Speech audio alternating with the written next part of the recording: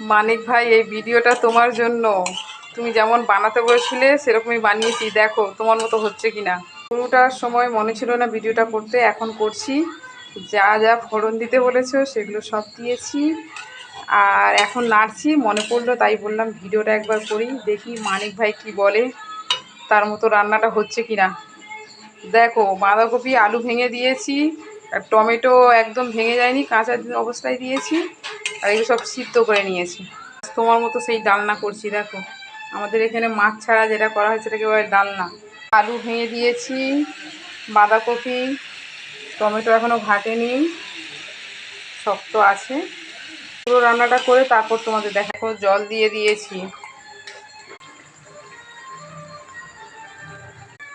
দেখো হয়েছে। এবার টমেটোগুলো একটু ঘেটে দেবো। এই রান্নার